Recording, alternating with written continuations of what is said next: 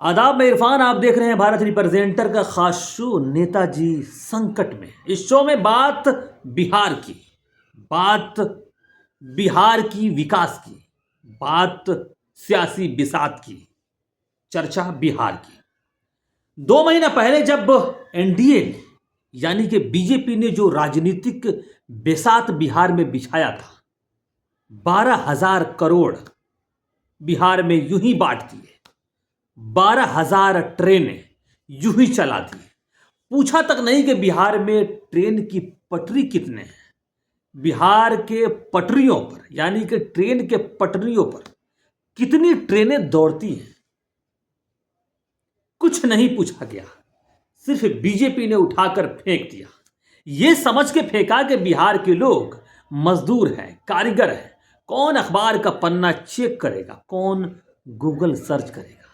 लेकिन बिहार में हम जैसे पत्रकार थे जिसने इसको धराशाही कर दिया। जो राजनीतिक खेल बीजेपी ने किया था उसका पर्दाफाश कर दिया। लेकिन इस बार जो राहुल गांधी ने पर्दाफाश किया है, जो जख्म दिया है, वह आदरणीय नरेंद्र मोदी पता नहीं कैसे भरेंगे या नहीं भरेंगे, या इलेक्शन में धाराशायी हो जाएंगे और फिर हालत 2015 वाली हो जाएगी और 52 सीटों पर उन्हें सिमट कर दिल्ली लौट जाना होगा। जिस प्रधानमंत्री के नाम पर यूं ही लोग जीत जाया करते थे, हालत यह है कि राहुल गांधी के रैली के बाद से अब प्रधानमंत्री लोगों से यह कह रहे हैं कि राहुल गांधी के रैली के मंच पर मेरी मां को गाली दिया गया।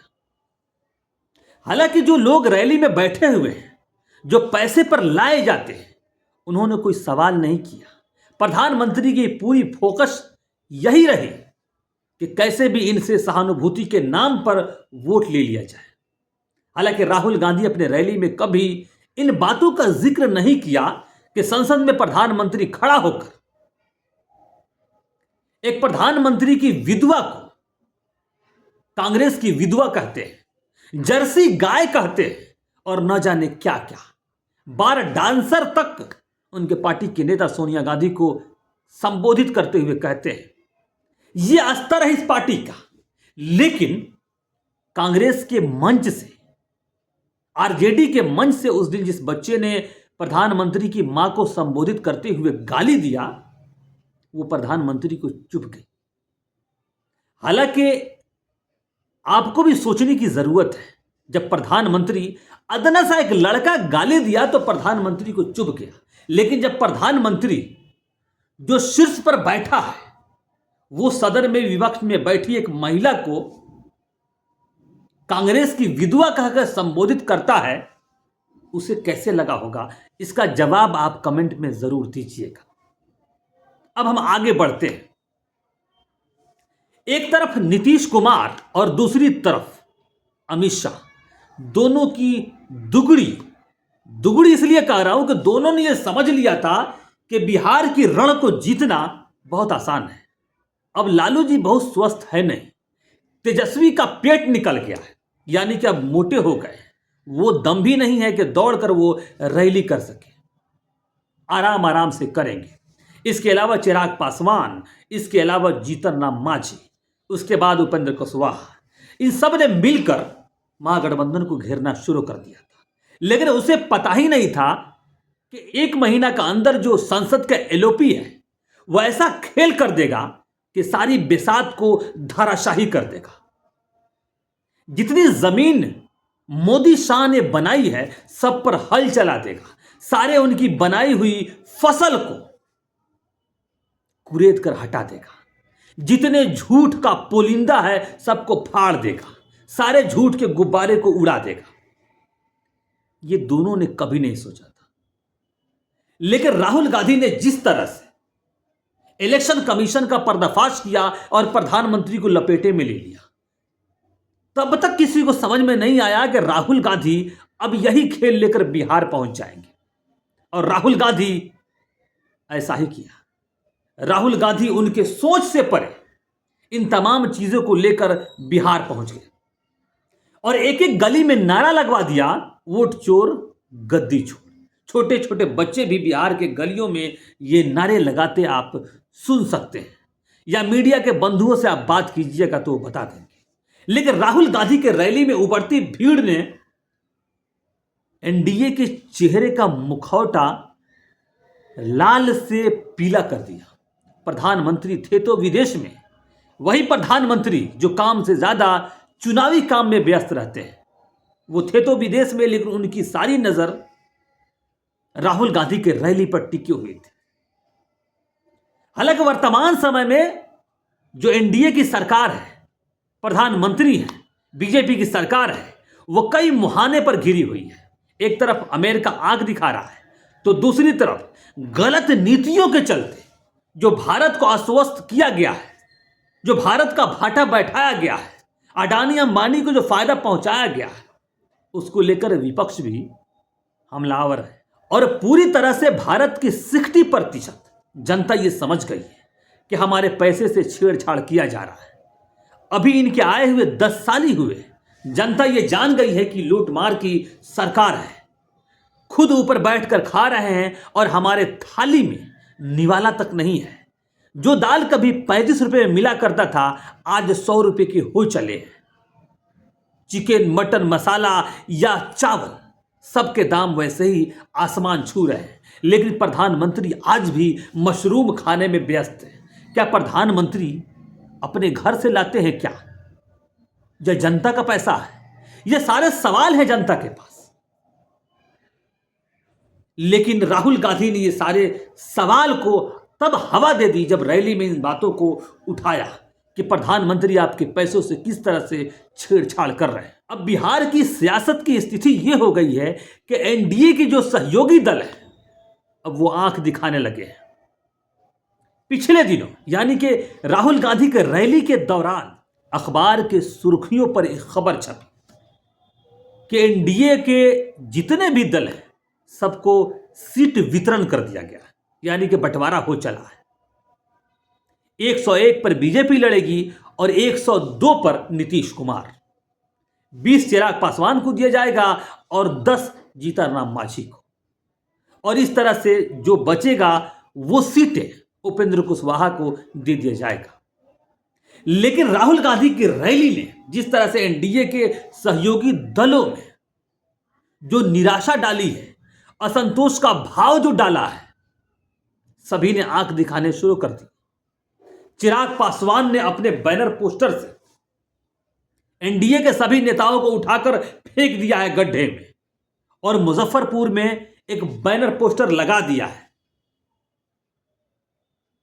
इसका मतलब है कि चिराग पासवान अब अकेले रैली करने जा रहे हैं मुजफ्फरपुर में। उसमें एनडीए के किसी भी नेता का फेस नहीं है, चेहरा नहीं है। इससे आप क्या समझते हैं?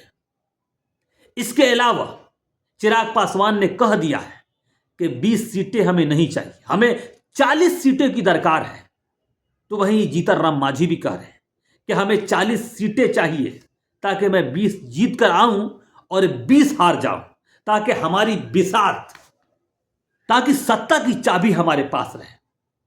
ये खेल अब जीतन राम मांझी भी शुरू कर चुके हैं। जब यही दोनों सहयोगी दल और इनकी पकड़ जो छोटे जाति के लोग हैं, जो तकरीबन अगर आंकड़ा लगा लीजिएगा तो 62 से 65% बिहार में निवास करते हैं, जो लालू जी के कोर वोटर हैं, लेकिन उसमें से इनके पास भी जाते हैं। अब इस बातों के बाद, यानी कि चिराग पासवान की इस प्रतिक्रिया के बाद नीतीश कुमार का दम फूल रहा है। हालांकि कई सोर्स तो यह भी बता रहे हैं कि नीतीश कुमार का भी मन डोल रहा है। नीतीश कुमार भी कह रहे हैं कि आखिरी वक्त से बढ़िया है कि अभी भी पाला बदल लिया जाए, क्योंकि राहुल गांधी ने जो किया है और समाजवाद का जो मुखौटा उसने खोला है, जिस समाजवाद को 2014 के बाद उसका गला घोंट दिया गया, और खुद नीतीश कुमार जो समाजवाद के नैया पर चढ़कर सियासत में उतरे थे, उन्हीं के थ्रू बीजेपी ने समाजवाद का गला घोटवा दिया। नीतीश कुमार को लग रहा है कि नहीं, राहुल गांधी के साथ मिलकर समाजवाद को जीवित करना जरूरी है, वरना मरने के बाद समाजवादी मुझे कहीं का नहीं छोड़ेंगे, क्योंकि बीजेपी या आरएसएस जो है वो नीतीश कुमार जानते हैं। अभी वर्तमान में जो धनखड़ के साथ जो खेल किया है, क्या नीतीश कुमार के साथ ये खेल संभव नहीं है? जिस धनखड़ ने पूरी जीवन अपनी बीजेपी को दे दिया, उस धनखड़ को किस तरह से हटाया गया एक फोन कॉल पर, क्या नीतीश कुमार उससे अवगत नहीं है? नीतीश कुमार उससे अवगत है, लेकिन नीतीश कुमार भी मौके की तलाश में है। इसीलिए मैंने पहले कहा कि हो सकता है कि फिर इस बार 2015 के चुनाव की तरह बीजेपी को अकेले मैदान में उतरना पड़े और फिर 50 से 52 सीटों पर बिहार के लोग उनका बोरिया बिस्तर समेट कर दिल्ली भेज दें। अब सबसे बड़ा सवाल यह है कि फिर उनका क्या होगा? सम्राट चौधरी का क्या होगा, जो मुख्यमंत्री का ख्वाब सजाए बैठे हुए हैं? सच्चाई तो यह है कि सम्राट चौधरी वहीं से पैदा हुए हैं जिन पर आज वो कटाक्ष कर रहे हैं, यानी कि लालू जी के गोद में बैठकर वो बड़े हुए हैं और उसके बाद वो बीजेपी में गए। तो बीजेपी को उछालने में कितना देर लगेगा ये सम्राट चौधरी को खुद भी पता नहीं है। खैर, ये बातें तो दूर की है, ये तो वक्त बताएगा। लेकिन राहुल गांधी का जो कारनामा है, राहुल गांधी ने जो खेल किया है, प्रधानमंत्री को हाशिए पर लाकर खड़ा कर दिया है। अब प्रधानमंत्री बिहार की में जो रैली कर रहे हैं उसमें महिलाएं तो आ नहीं रही हैं। महिलाओं को 500 रुपए पर बुलाया जा रहा है और प्रधानमंत्री कह रहे हैं कि मेरे इस दुनिया में मेरी मां नहीं रही, यानी कि जीवित नहीं है। उसको कांग्रेस और आरजेडी के लोग गाली दे रहे हैं। अब जरा सोचिए, जो प्रधानमंत्री खुद अपने मरी हुई मां के सहारे एनडीए की जीत की कामना कर रहा है, गिड़गिड़ा रहा है, अब जरा बताइए उसके सहारे कौन सी ऐसी पार्टी की नैया है जो पार लग जाएगी? आपको लगता है? क्योंकि इस पार्टियों ने 25 साल में, नीतीश कुमार की सरकार ने और एनडीए की जो सरकार है 25 साल में बिहार में जो किया है उससे सभी अवगत है। सारा बिहार तरह इमाम है। स्थिति ऐसी हो गई है कि अगर 1 घंटे बारिश हो जाए तो पटना के सड़कों पर नाव चलाने लायक पानी हो जाता है। वहां का एक मुख्य बाजार है सब्जी बाग, 8-8 दिन तक पानी लगा रहता है। यह है नीतीश कुमार का विकास का मॉडल। अगर आप गौर से समझिएगा या इसका विश्लेषण सुनिएगा तो आपको समझ में आएगा कि किस तरह से इन लोगों ने मारा है। पिछले 4 साल में छठ दिवाली पर बीजेपी के नेताओं ने और बीजेपी की सरकार ने एक भी एक्स्ट्रा ट्रेन नहीं चलाया। हवाई जहाज खूब चला है, क्योंकि अपने जो मित्र हैं, दोस्त हैं, जो कमर्शियल फ्लाइट चला रहे हैं, उनका फायदा कराया जा सके। लेकिन इस बार बिहार चुनाव पर